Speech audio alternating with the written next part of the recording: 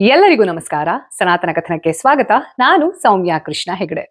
ಯಾವತ್ತಾದ್ರೂ ಆಲೋಚನೆ ಮಾಡಿದ್ದೀರಾ ನೀವು, ಕಾಶಿಯಲ್ಲಿ ನಾವು ಸತ್ವಿ ಅಂತಂದ್ರೆ ಮುಂದೆ ಜನ್ಮಗಳು ಇರಲ್ಲ, ಈ ದುಃಖ ದುಮ್ಮಾನ ಅನ್ನೋದು, ಮನುಷ್ಯನಾಗಿ ಹುಟ್ಟಿ ಏನೇನೆಲ್ಲ ಕಷ್ಟ ಕಾಪರ್ಣ್ಯವನ್ನ ಅನುಭವಿಸ್ತೀವಲ್ವಾ, ಅದು ಯಾವುದು ಇರೋದಿಲ್ಲ. ಯಾಕೆಂತಂದ್ರೆ ನಾವು ಆ ಶಿವತತ್ವದಲ್ಲಿ ಲೀನ ಆಗ್ತೀವಿ ಅನ್ನುವಂತಹ ಪ್ರತೀತಿ, ಆ ಪ್ರತೀತಿಯಿಂದ ಇವತ್ತಿಗೂ ಸಹ ಎಷ್ಟೋ ಜನ ತಮ್ಮ ಇಳಿ ವಯಸ್ಸಿನಲ್ಲಿ ಕಾಶಿಗೆ ಬಂದು ಉಳ್ಕೊಂಡು ಅವರ ಕಡೆ ಕ್ಷಣಗಳನ್ನ ಎಣನೆ ಮಾಡ್ತಾ, ಹಾಗೆ ಶಿವಧ್ಯಾನವನ್ನ ಮಾಡ್ತಾ ಕಾಶಿಯಲ್ಲೇ ಸಾಯೋದನ್ನ ಪುಣ್ಯ ಅಂತ ಅದನ್ನ ಪಾಲಿಸಿಕೊಂಡು ಬರ್ತಾ ಇದ್ದಾರೆ. ಆದ್ರೆ ಇದಕ್ಕೆ ಕಾರಣ ಏನು? ಕಾಶಿಯಲ್ಲಿ ಸತ್ವಿ ಅಂತಂದ್ರೆ ಪುನರ್ಜನ್ಮ ಇಲ್ಲ ಅನ್ನೋದಕ್ಕೆ ಏನ್ ಗ್ಯಾರಂಟಿ ಇದೆ ಅಂತ ನೀವು ಪ್ರಶ್ನೆ ಕೇಳಿದ್ರಿ ಅಂತಂದ್ರೆ, ಒಂದು ವೆರಿ ಇಂಟ್ರೆಸ್ಟಿಂಗ್ ಪುರಾಣದ ಕಥೆ ನಮ್ಮನ್ನ ಬಹಳಷ್ಟು ಪ್ರಶ್ನೆಗಳ ಜೊತೆ ಅದ ಪ್ರಶ್ನೆಗೆ ಉತ್ತರವನ್ನ ಕೂಡ ಹುಡುಕುವಂತಹ ಒಂದು ಕ್ಯೂರಿಯಾಸಿಟಿಯ ಮೈಂಡ್ ಸೆಟ್ ಅನ್ನ ಹುಟ್ಟು ಹಾಕ್ತಾ ಹೋಗುತ್ತೆ. ಇವತ್ತಿನ ಸನಾತನ ಕಥನದ ಎಪಿಸೋಡ್ ನಲ್ಲಿ ಯಾವುದು ಆ ಇಂಟ್ರೆಸ್ಟಿಂಗ್ ಕಥೆ ಅನ್ನೋದನ್ನ ನಾನು ನಿಮ್ ಜೊತೆ ಶೇರ್ ಮಾಡ್ಕೊಳ್ತಾ ಹೋಗ್ತೀನಿ. ಬಹಳ ಅಂತಂದ್ರೆ ಬಹಳ ವರ್ಷಗಳ ಹಿಂದೆ ಒಂದು ಋಷಿ ದಂಪತಿ ಇರುತ್ತೆ. ಋಷಿಯ ಹೆಸರು ಮೃಕಂಡು, ಹಾಗೆ ಅವರ ಧರ್ಮ ಪತ್ನಿಯ ಹೆಸರು ಮರುದ್ಮತಿ ಅಂತ. ಇವರಿಬ್ರು ಧರ್ಮಿಷ್ಠರು, ಶಿವನ ಅತ್ಯಂತ ಪರಮ ಭಕ್ತರು. ಒಳ್ಳೆ ನೀತಿ ನಿಯಮ ಇದನ್ನೆಲ್ಲ ಮಾಡಿಕೊಂಡು ತಮ್ಮ ಶಿಷ್ಯರಿಗೆ ವಿದ್ಯಾಭ್ಯಾಸವನ್ನೆಲ್ಲ ಕಲಿಸ್ಕೊಂಡು ತಮ್ಮ ಹತ್ರ ಏನ್ ಸಾಧ್ಯ ಇದೆ ಆ ಸಮಾಜಕ್ಕೆ ಒಳ್ಳೆ ರೀತಿಯಲ್ಲಿ ಕೊಡುಗೆಯನ್ನ ಕೊಡ್ತಾ ಇರ್ಬೇಕಿದ್ರೆ ಅವರಿಗೆ ಒಂದು ಕೊರಗಿರುತ್ತೆ. ಈ ಕುಟೀರದಲ್ಲಿ ಒಂದು ಸ್ವಲ್ಪ ನಗು ಬರ್ಬೇಕು, ಇನ್ನು ಆ ವಾತಾವರಣ ಹರ್ಷೋಲ್ಲಾಸದಿಂದ ತುಂಬಿ ತುಳುಕಬೇಕು ಅಂತಂದ್ರೆ ಒಂದು ಪುಟಾಣಿ ಮಗು ಇರಬೇಕಿತ್ತು ನಮ್ಗೆ ಅಂತ ಅವರಿಗೆ ಆಸೆ ಇರುತ್ತೆ. ಅದರ ಪರಿಣಾಮವಾಗಿ ಅತ್ಯಂತ ಪ್ರೀತಿಯಿಂದ ಭಕ್ತಿಯಿಂದ ಶಿವನನ್ನ ಕುರಿತು ತಪಸ್ಸು ಮಾಡೋಕೆ ಶುರು ಮಾಡ್ತಾರೆ. ಬಹಳಷ್ಟು ವರ್ಷ ಆದ್ಮೇಲೆ ಶಿವ ಪ್ರತ್ಯಕ್ಷ ಆಗಿ ಅವ್ರ ಮುಂದೆ 2 ಚಾಯ್ಸ್ ಅನ್ನ ಕೊಡ್ತಾನೆ. ನಿಮಗೆ ಅಷ್ಟೇನ್ ಬುದ್ಧಿವಂತ ಅಲ್ಲ ಅಥವಾ ಧರ್ಮಿಷ್ಠ ಅಲ್ಲ, ಅವನು ಮೂರ್ಖನ ಹಾಗೆ ಜೀವನವನ್ನ ಸವಿಸ್ತಾನೆ, ಆದ್ರೆ ದೀರ್ಘಾಯುಷಿಯಾಗಿರ್ತಾನೆ.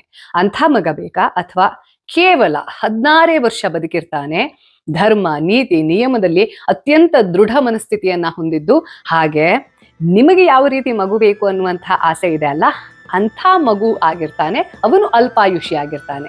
ಇದು ಎರಡರಲ್ಲಿ ಯಾವುದು ನಿಮ್ಗೆ ಬೇಕು ಅಂತ ಕೇಳಿದಾಗ ಈ ಋಷಿ ದಂಪತಿ ಅಲ್ಪಾಯುಷಿ ಆದ್ರೂ ಪರವಾಗಿಲ್ಲ, ನಮ್ಮ ಶಿವನ ಪ್ರಸಾದ ಅಂತಂದ್ರೆ ಅದು ನಮಗೆ ಒಪ್ಪಿಗೆ ಅಂತ ಹೇಳಿ ನಮಗೆ ಬುದ್ಧಿ ವಿದ್ಯೆ ಎಲ್ಲದನ್ನ ಹೊಂದಿರುವಂತಹ ಶಿವನ ಭಕ್ತ ಆಗಿರುವಂತಹ ಅಲ್ಪಾಯುಷಿ ಮಗುನೇ ಓಕೆ ಅಂತ ಹೇಳಿದ ಮೇಲೆ ಅವರಿಗೆ ಮಾರ್ಕಂಡೇಯ ಅನ್ನುವಂತಹ ಒಬ್ಬ ಮಗು ಶಿವಪ್ರಸಾದ ರೂಪದಲ್ಲಿ ಸಿಕ್ಕಾದ ಮೇಲೆ, ಯಾವಾಗ ಈ ಮಗು ಬೆಳೀತಾ ಕೇವಲ ವಿದ್ಯೆಯಲ್ಲಿ ಮಾತ್ರ ಅಲ್ಲ, ವಿನಯತೆ, ಬುದ್ಧಿ, ತನ್ನ ಸಹಪಾಠಿಗಳ ಜೊತೆ ಇರುವಂತಹ ಪ್ರೇಮ, ತಂದೆ ತಾಯಿಯಲ್ಲಿ ಇರುವಂತಹ ಗೌರವ, ಇದೆಲ್ಲಕ್ಕಿಂತ ಜಾಸ್ತಿ ಏನಂತಂದ್ರೆ ಶಿವ ಅಂತಂದ್ರೆ ಪಂಚಪ್ರಾಣ. ಇಂಥ ಮಗ 16 ವರ್ಷ ನಮ್ಮ ಜೊತೆ ಇರೋದು ಅನ್ನೋದನ್ನ ಅವ್ರಿಗೆ ಯಾವಾಗೆಲ್ಲ ಆ ಮೊಮೆಂಟ್ ಅಲ್ಲಿ ನೆನೆಸ್ಕೊಳ್ತಾ ಇದ್ರು ತುಂಬಾ ದುಃಖ ಆಗ್ತಾ ಇತ್ತು. ಯಾವಾಗ ಈ ಮಾರ್ಕಂಡೇಯ ಬೆಳೆದು ನಿಂತು 15 ವರ್ಷದವನಾಗಿ ಅವನ ಆ ಸಾವಿನ ಸಮಯ ಅನ್ನುವಂಥದ್ದು ಏನನ್ನ ಹಣೆಬರಹ ಅಂತ ಕರಿತೀವಿ ಅಲ್ವಾ, ಅದು ಕೂಡ ಶಿವನೇ ಹೇಳಿರುವಂಥದ್ದು. ಅದು ಬರ್ತಾ ಇದ್ದ ಹಾಗೆ ಅವ್ರಿಗೆ ತುಂಬಾ ಅಂತಂದ್ರೆ ತುಂಬಾ ನೋವಾಗ್ತಾ ಇರುತ್ತೆ. ದಿನ ಬೆಳಗಾದ್ರೆ ಅದ್ರ ಬಗ್ಗೆ ಅವರಿಗೆ ಖೇದ ಇರುತ್ತೆ. ಆವಾಗ ಈ ಮಾರ್ಕಂಡೇಯ ತನ್ನ ತಂದೆ ತಾಯಿ ಹತ್ರ ಹೋಗಿ ಅತ್ಯಂತ ಆತ್ಮವಿಶ್ವಾಸದಿಂದ, ಅಪ್ಪ ಅಮ್ಮ, ನನಗೆ ನಂಬಿಕೆ ಇದೆ, ನನ್ನ ಶಿವ ನಿಮ್ಮ ಈ ನೋವನ್ನ ಮುಂದುವರಿಯೋಕೆ ಬಿಡೋದಿಲ್ಲ, ನೀವ್ ಯಾಕೆ ನನ್ನ ಬಗ್ಗೆ ಆಲೋಚನೆ ಮಾಡ್ತೀರಾ, ಶಿವ ಇದ್ದಾನೆ, ಶಿವ ಕಾಪಾಡ್ತಾನೆ ಅಂತ ಹೇಳಿ ತನ್ನ ತಂದೆ ತಾಯಿಯ ಸಲುವಾಗಿ ಇನ್ನೂ ಕೂಡ ತನ್ನ ತಪಸ್ಸನ್ನ ಜಾಸ್ತಿ ಮಾಡ್ತಾ ಹೋಗ್ತಾನೆ. ತನ್ನ ಬದುಕು ಇಲ್ಲಿಗೆ ಮುಗಿದು ತನ್ನ ತಂದೆ ತಾಯಿಗೆ ನೋವಾಗಬಾರ್ದು ಅನ್ನೋ ಕಾರಣಕ್ಕೋಸ್ಕರ. ಆದ್ರೆ ಹಣೆ ಬರಹಕ್ಕೆ ಹೊಣೆ ಯಾರು, ಅದನ್ನ ಬದಲಾಯಿಸೋರು ಯಾರು ಅನ್ನುವಂತಹ ಮಾತಿದೆ ಅಲ್ಲ. ಯಾವಾಗ ಅವನಿಗೆ 16 ವರ್ಷ ತುಂಬತ್ತೆ, ಆ ತಪಸ್ಸನ್ನ ಮಾಡ್ತಾ ಇರುವಂತಹ ಸಂದರ್ಭದಲ್ಲೇ ಶಿವಲಿಂಗದ ಎದುರುಗಡೆ ಕೂತ್ಕೊಂಡು ಅತ್ಯಂತ ಪ್ರೀತಿಯಿಂದ ಭಕ್ತಿಯಿಂದ ತನ್ಮಯತೆಯಿಂದ, ಅಂದ್ರೆ ಈ ಪ್ರಪಂಚದ ಯಾವುದೇ ಪರಿವೆ ಇಲ್ಲದೆ ಆ ಶಿವತತ್ವದಲ್ಲಿ ಲೀನ ಆಗಿ ಅಷ್ಟು ನಂಬಿಕೆಯಿಂದ ದೃಢ ನಿರ್ಧಾರದಿಂದ ತಪಸ್ಸನ್ನ ಮಾಡ್ತಾ ಇರುವಂತಹ ಮಾರ್ಕಂಡೇಯನನ್ನ ಅವನ ಪ್ರಾಣವನ್ನ ತಗೊಂಡು ಹೋಗೋಕೆ ಯಮಕಿಂಕರರ ಹತ್ರ ಸಾಧ್ಯನೇ ಆಗೋದಿಲ್ಲ. ಯಮನ ಹತ್ರ ಹೋಗಿ ಹೇಳ್ತಾರೆ, ಈ ಬಾಲಕ ಸಾಮಾನ್ಯದವನಾಗಿ ಕಾಣಿಸ್ತಾ ಇಲ್ಲ, ಅವನ ಪ್ರಾಣವನ್ನ ನಮ್ಮ ಹತ್ರ ತಗೊಳ್ಳೋಕೆ ಆಗ್ತಾ ಇಲ್ಲ, ನಮ್ಮ ಹತ್ರ ಸಾಧ್ಯ ಇಲ್ಲ ಇದು ಅಂತ ಹೇಳಿದಾಗ ಖುದ್ದು ಯಮ ಬರ್ತಾನೆ, ತನ್ನ ವಾಹನವನ್ನ ಏರಿ ಬಂದು ಆ ಹುಡುಗನ ಹತ್ರ ಅವನು ತಪಸ್ಸಿಗೆ ಕುತ್ಕೊಂಡಿರೋದನ್ನ ನೋಡಿ ಜೋರಾಗಿ ಹೇಳ್ತಾನೆ, ನೋಡಪ್ಪ, ನಾನು ನಿನ್ನ ಪ್ರಾಣವನ್ನ ತೆಗೆದುಕೊಂಡು ಹೋಗಕ್ಕೆ ಬಂದಿದ್ದೀನಿ, ನಾನು ಯಮಧರ್ಮರಾಯ, ಯಾರ ಕಾಲ ಅನ್ನೋದು ಮುಗಿಯತ್ತೆ ಅವರ ಪ್ರಾಣವನ್ನ ತೆಗೆದುಕೊಂಡು ಹೋಗೋದೇ ನನ್ನ ಧರ್ಮ, ನನ್ನ ಧರ್ಮವನ್ನ ನಿಭಾಯಿಸೋಕೆ ನನಗೆ ಬಿಡು, ನನ್ನ ಜೊತೆ ಬಾ ಅಂತ ಹೇಳಿ ಕರಿತಾನೆ. ಆದ್ರೆ ಇದ್ಯಾವುದರ ಪರಿವೇ ಇಲ್ಲದೆ ಶಿವನ ನಾಮಾವಳಿಯಲ್ಲಿ ತನ್ಮಯನಾಗಿದ್ದಂತಹ ಮಾರ್ಕಂಡೇಯ ಇದ್ಯಾವುದಕ್ಕೂ ಬಗ್ಗದ್ದೆ ಜಗ್ಗದ್ದೆ ಲಿಂಗವನ್ನ ಅತ್ಯಂತ ಭಕ್ತಿ ಹಾಗೂ ಆತ್ಮವಿಶ್ವಾಸದಿಂದ ತಬ್ಬಿಕೊಂಡಿರ್ತಾನೆ. ಇದನ್ನ ನೋಡಿ ಯಮಧರ್ಮರಾಯನಿಗೆ ಸ್ವಲ್ಪ ಕೋಪ ಬರುತ್ತೆ.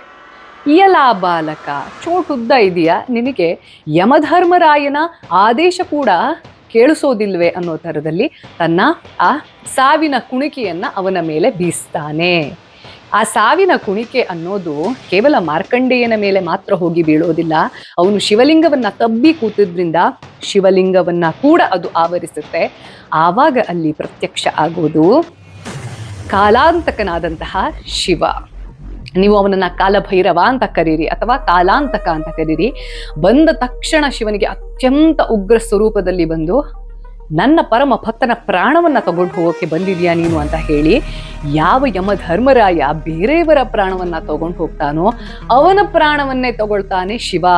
ಹಾಗಾಗಿ ಶಿವನನ್ನ ಕಾಲಾಂತಕ, ಕಾಲ ಅಂತಂದ್ರೆ ಸಾವು ಅನ್ನುವಂತಹ ಅರ್ಥ ಕೂಡ ಇದೆ.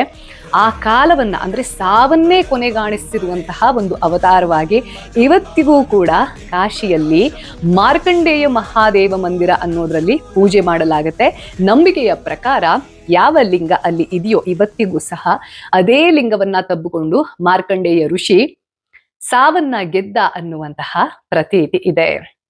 ಅದಾದ್ಮೇಲೆ ಯಾವಾಗ ಈ ಯಮಧರ್ಮರಾಯನ ಅಸ್ತಿತ್ವ ಏನಿದೆ ಅಲ್ಲ, ಅಂದ್ರೆ ಈ ಭೂಮಿಯ ಮೇಲೆ ಆತ್ಮಗಳ ಪಯಣ ಅನ್ನೋದು ಮುಗಿದ್ಮೇಲೆ ಅದನ್ನ ತನ್ನ ಸುಪರ್ದಿಗೆ ತೆಗೆದುಕೊಳ್ಳುವಂತಹ ಜವಾಬ್ದಾರಿಯನ್ನ ಏನು ನಿರ್ವಹಿಸ್ತಾ ಇದ್ದ, ಆ ಕೆಲಸಕ್ಕೆ ಇವಾಗ ಯಾರು ನಿಯುಕ್ತರಾಗಿ ಆಗೋದು?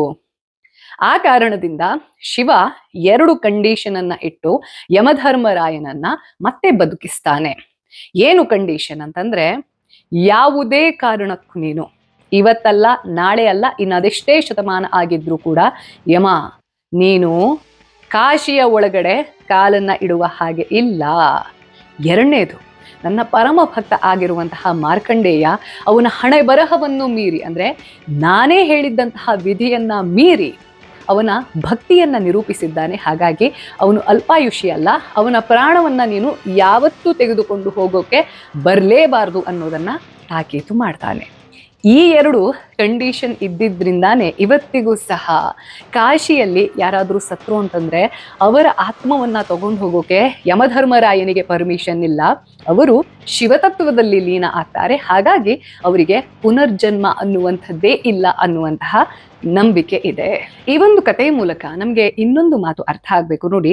ನಾವೆಲ್ಲರೂ ಈ ಹಣೆ ಬರಹ ಅನ್ನೋದಕ್ಕೆ ಅದೆಷ್ಟು ಮಹತ್ವವನ್ನ ಕೊಟ್ಟಿದ್ದೀನಿ ಅಂತಂದ್ರೆ, ಈ ಕಥೆಯ ಮೂಲಕ ಅದು ಕೂಡ ಎಲ್ಲಿ ಈ ಹುಡುಗನ ಆಯುಷ್ಯ ಕೇವಲ 16 ವರ್ಷ ಅನ್ನೋದನ್ನ ಹುಟ್ಟುವ ಸಂದರ್ಭದಲ್ಲೇ ಖುದ್ದು ಕಾಲ ಅಂತ ಯಾರನ್ನ ಕರಿತೀವಿ, ಶಿವನನ್ನ ಕರಿತೀವಿ, ಲಯಕರ್ತನನ್ನ ಕರಿತೀವಿ. ಅಂತ ಲಯಕರ್ತನ ಉದ್ದೇಶವನ್ನು ಮೀರಿ ಭಕ್ತಿ ಅವನ ಆಯಸ್ಸನ್ನ ಗೆದ್ದು ನಿಲ್ಲುತ್ತೆ. ಅಂದ್ರೆ ಅರ್ಥ ಏನು? ಒಂದು ಆತ್ಮದ ತಾಕತ್ತು ಅನ್ನುವಂಥದ್ದು ಯಾವಾಗ ಆ ಪರಮಾತ್ಮನಲ್ಲಿ ಇರುವಂತಹ ಅತ್ಯಂತ ನಿಷ್ಕಲ್ಮಶ ಶರಣಾಗತಿಯ ಮನಸ್ಥಿತಿಯನ್ನ ಹಾಗೆ ಅವನಲ್ಲಿ ಅಂಥ ನಂಬಿಕೆಯನ್ನ ಇಡುತ್ತೆ, ಹಣೆ ಬರಹ ಅನ್ನೋದು ಕರ್ಮ ಅನ್ನೋದು ಇದ್ಯಾವುದು ಕೂಡ ಅದಕ್ಕಿಂತ ದೊಡ್ಡದ್ದಲ್ಲ. ಎಲ್ಲವನ್ನ ಬದಲಾಯಿಸುವಂತಹ ತಾಕತ್ತನ್ನ ಸಹ ನಮ್ಮ ಆತ್ಮ ಹೊಂದಿದೆ ಅನ್ನೋದನ್ನ ನಮ್ಗೆ ತಿಳಿಪಡಿಸುತ್ತೆ. ನಿಮ್ಗೆ ಏನು ಅನ್ನಿಸ್ತು ಅನ್ನೋದನ್ನ ನನಗೆ ಕಮೆಂಟ್ ಬಾಕ್ಸ್ನಲ್ಲಿ ತಿಳಿಸಿ. ಒಂದು ವೇಳೆ ನಿಮ್ಗೆ ಈ ಕಥೆ ಇಷ್ಟ ಆಯ್ತು ಅಂತಂದ್ರೆ, ನಾನು ಕಾಶಿಯಲ್ಲೇ ಕುಳಿತು ಅದು ಕೂಡ ಗಂಗಾ ನದಿಯಲ್ಲಿ ಬೋಟ್ ರೈಡ್ ಅನ್ನ ಮಾಡ್ತಾ ಕಾಶಿಗೆ ಹಾಗೆ ನಮ್ಮ ಶಿವನಿಗೆ ಸಂಬಂಧಪಟ್ಟಿರುವಂತಹ ಇನ್ನೊಂದು ವೆರಿ ಇಂಟ್ರೆಸ್ಟಿಂಗ್ ಕಥೆಯನ್ನ ಹೇಳಿದ್ದೀನಿ. ಈ ಎಪಿಸೋಡ್ ಆದ ತಕ್ಷಣ ಎಂಡ್ ಸ್ಕ್ರೀನ್ ಅಲ್ಲಿ ನಿಮ್ಗೆ ಅದು ಕಾಣಿಸ್ಕೊಳ್ಳುತ್ತೆ. ದಯವಿಟ್ಟು ಅದನ್ನ ಮಿಸ್ ಮಾಡದೆ ನೋಡಿ. ಹಾಗೆ ಶಿವನ ಕಾಲಭೈರವ ರೂಪದ ಮಹತ್ವ ಏನು, ಆ ಅವತಾರ ಕೇವಲ ಉಗ್ರ ಸ್ವರೂಪ ಮಾತ್ರ ಅಲ್ಲ, ಅದಕ್ಕೆ ಒಂದು ಅರ್ಥ ಇದೆ. ಆ ಅರ್ಥ ಏನು ಅನ್ನೋದನ್ನ ಈ ಒಂದು ಎಪಿಸೋಡ್ ನಲ್ಲಿ ತಿಳಿಸುವಂತಹ ಪ್ರಯತ್ನವನ್ನ ಸಹ ಮಾಡಿದ್ದೀನಿ. ಅದನ್ನು ಕೂಡ ಎಂಡ್ ಸ್ಕ್ರೀನ್ ಅಲ್ಲಿ ಕೊಟ್ಟಿರ್ತೀನಿ. ಆ 2 ಎಪಿಸೋಡ್ ಅನ್ನ ಮಿಸ್ ಮಾಡದೆ ನೋಡಿ. ಜೊತೆಗೆ ನಿಮ್ಮವರ ಜೊತೆ ನಿಮ್ಮ ಫ್ರೆಂಡ್ಸ್ ವಾಟ್ಸ್ಆಪ್ ಗ್ರೂಪ್ ಇರಬಹುದು, ಫ್ಯಾಮಿಲಿ ವಾಟ್ಸ್ಆಪ್ ಗ್ರೂಪ್ ಇರಬಹುದು, ಅವ್ರ ಜೊತೆ ಶೇರ್ ಮಾಡಿ. ಈ ಒಂದು ಎಪಿಸೋಡ್ ಅನ್ನ ಲೈಕ್ ಮಾಡಿ, ಒಳ್ಳೊಳ್ಳೆ ಕಮೆಂಟ್ ಮಾಡಿ. ಹಾಗೆ ಹೈಪ್ ಆಪ್ಷನ್ ಕಾಣಿಸ್ತಾ ಇತ್ತು ಅಂತಂದ್ರೆ ಹೈಪ್ ಮಾಡೋದ್ರ ಮೂಲಕ ನಿಮ್ಮ ಹಾಗೆ ಇಂಥ ಎಪಿಸೋಡ್ ಗಳನ್ನ ಯಾರು ನೋಡೋಕೆ ಇಷ್ಟಪಡ್ತಾರೆ ಅವರಿಗೆ ಆಟೋಮೆಟಿಕಲಿ ಯೂಟ್ಯೂಬ್ ಅಲ್ಗಾರಿದಮ್ ಈ ಒಂದು ಎಪಿಸೋಡ್ ಅನ್ನ ಡಿಸ್ಪ್ಲೇ ಮಾಡುತ್ತೆ. ಆ ಒಂದು ಕಾಂಟ್ರಿಬ್ಯೂಷನ್ ಅಲ್ಲಿ ದಯವಿಟ್ಟು ನನಗೆ ಹೆಲ್ಪ್ ಮಾಡಿ ಅಂತ ಹೇಳ್ತಾ, ಇದು ಈ ವಾರದ ಸನಾತನ ಕಥನ. ಮತ್ತೆ ನಿಮ್ಮ ಭೇಟಿ ಬರುವ ಭಾನುವಾರ ಬೆಳಗ್ಗೆ ಶಾರ್ಪ್ 9 o'clock. ಲೋಕ ಸಮಸ್ತ ಸುಖಿನೋ ಭವಂತು.